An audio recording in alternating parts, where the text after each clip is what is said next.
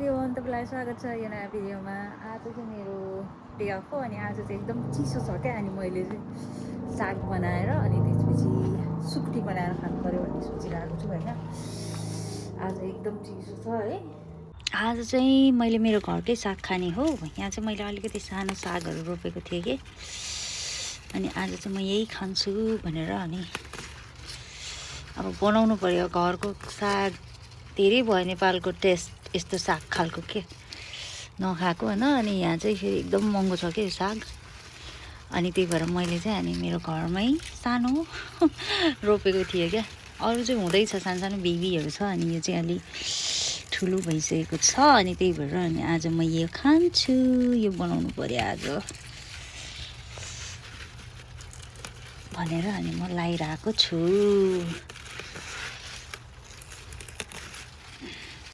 स्याउ मसँग चाहिँ अलिकति सुकुटी छ। आई डोन्ट नो कसरी पकाउँछन् सुकुटी, किनभने पहिला चाहिँ म खासै सुकुटीहरू खाँदिनँ थिएँ क्या। अनि अहिले पछि पछि मात्रै खान थाले हो होइन। अनि मलाई चाहिँ नेपालबाट सुकुटी पठाइदिनु भएको थियो क्या। अनि सो अहिले पकाउनु थालेको यस्तो चिसो भयो कि आज अनि सुकुटी खाऊँ भनेर। सायद यसलाई एकछिन भिजाउनुपर्छ क्यारे, नत्र म भिडियो हेर्छु कसरी पकाउने भनेर। अनि त्यसपछि चाहिँ अनि खानुपर्छ। आज चाहिँ दाल अलरेडी छ हिजोको, खाना चाहिँ बनाउनुपर्छ होला। So this is my सुकुटी। So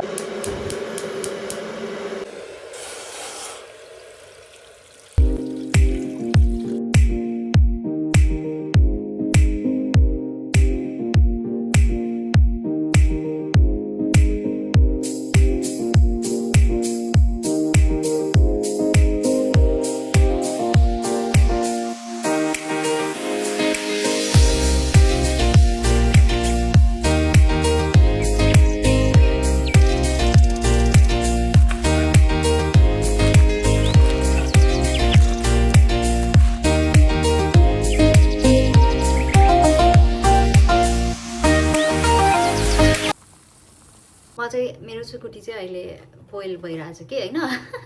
म चाहिँ बिहान एकजना साथीकोमा गएको थिएँ कि खासमा सागको बिउ लिनको लागि। अनि मेरो बत्ती चाहिँ गइसक्यो होइन। अनि मलाई साथीले चाहिँ गिफ्ट दिएको थियो कि, अनि ल त एउटा भिडियो बनाइहालौँ भनेर होइन। त्यति दिनसम्म चाहिँ मेरो सुकुटी पनि बोइल भइरहेको छ नि त। अनि त्यही भएर सो मलाई चाहिँ मेरो खास चाहिँ जनवरीमा हो बर्थडे होइन।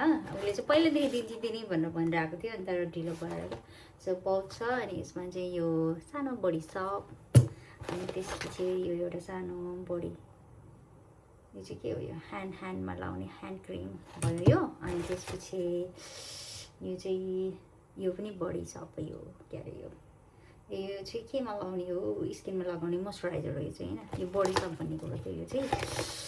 अनि त्यसपछि मलाई दिएको छ साबुन हो यो चाहिँ होइन, लेमन फ्लेभरको छ क्या। यो सायद त्यो डल्लो डल्लो त्यो गोलो गोलो अनि त्यो लेमन जस्तै टाइपको छ कि यहाँतिर चाहिँ यस्तो लेमन टाइपको छ होइन यो। अनि म छुदिनँ किनभने अहिले चाहिँ म यहाँ काम गरिरहेको छु नि त किचनमा, अनि त्यही भएर। अनि सबैभन्दा राम्रो चाहिँ यहाँ छ क्युटी क्युटी। सो अनि अहिले बोवाला चलेको छ नि यो चाहिँ होइन। सो दिस इज, यो चाहिँ सबसे मलाई राम्रो लागेको, क्युट के एकदम पिङ्की पिङ्की।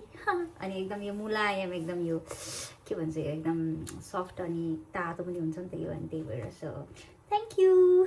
सुकुटी चाहिँ यहाँ बोइल भइरहेको अवस्था के चाहिँ यसलाई बोइल गरेर एकछिन राख्नुपर्छ क्यारे। अनि मेरो साग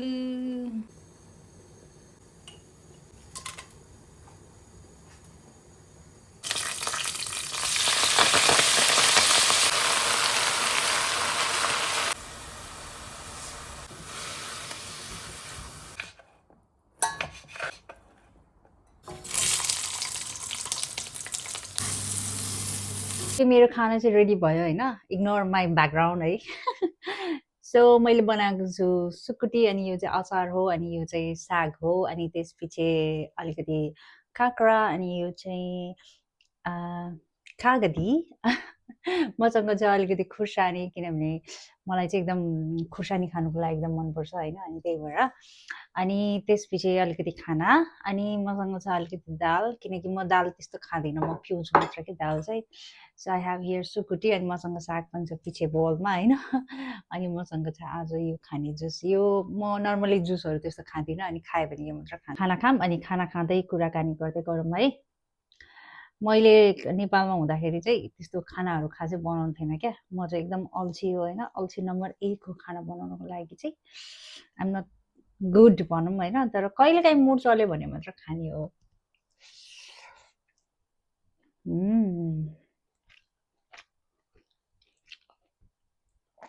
दिस इज लाइक एक्ज्याक्टली नेपालको साग के हुन्छ नि, किनभने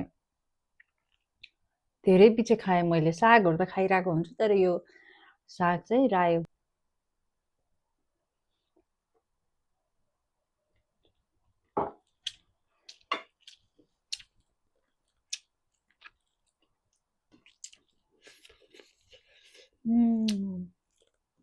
सुकुटी अलिक साह्रो भएन।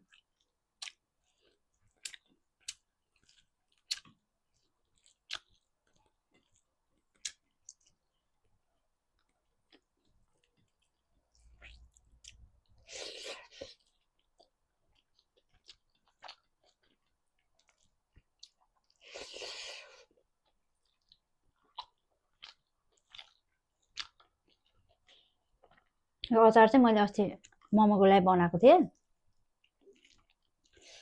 अनि त्यो अचार अलिकति बाँकी थियो क्या, अनि त्यही भएर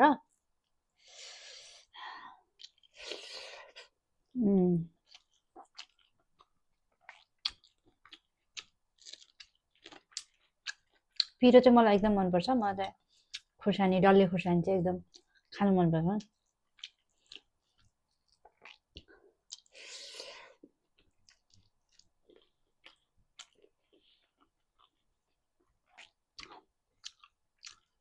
यसरी खाना बनाएको देख्यो भने मेरो मम्मी चाहिँ खुब खुसी हुन्छ होला, कालीले पनि खाना बनाइदिए भनेर।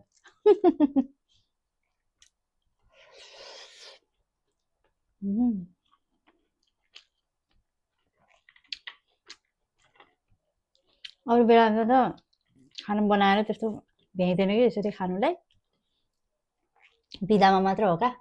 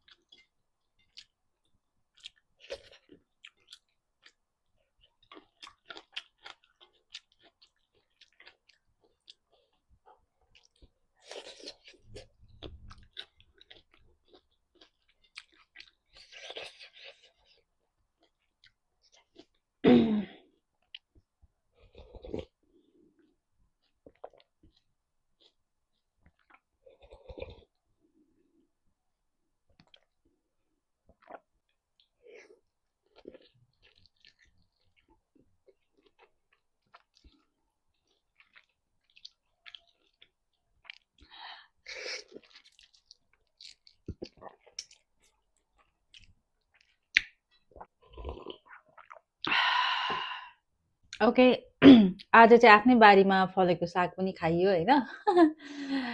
पछाडिको अब मेस भएकोलाई चाहिँ फेरि अब बनाउनु पर्यो नि त होइन। सबै त्यो खानेकुरा पकाउँदाखेरि चाहिँ एकदम मिस गरिरहेको थिएँ कि मैले, अनि त्यही भएर अब माझ्नु पर्यो। अनि अहिले चाहिँ कति 1 बज्नु थालेको अरे, अनि त्यसपछि अलिकति कामहरू गर्नु छ मेरो। So thank you so much for watching होइन। खासमा यतिकै झ्याउ लागिरहेको थियो, अनि के गरौँ गरौँ भनेर, अनि ल त खाना बनाऊँ, अनि एउटा भिडियो बनाऊँ भनेर बनाएको होइन। यो भिडियो हेरेर मेरो मम्मी चाहिँ एकदम खुसी हुन्छन् ल, एकदम चट्ट लाएर इल्लाले राम्रो राम्ररी खाना पकाएर खाँदो रहेछ भनेर। सो अब म फेरि नेपाल आएको बेलामा खुवाइदिन्छु, तिमीलाई खुवाउँछु मिठो मिठो खानेकुरा बनाएर। हेर मेरी मम्मी फेरि यो भिडियो हेरेर फेरि रोएर नबसे फेरि। Thank you so much for watching. Bye.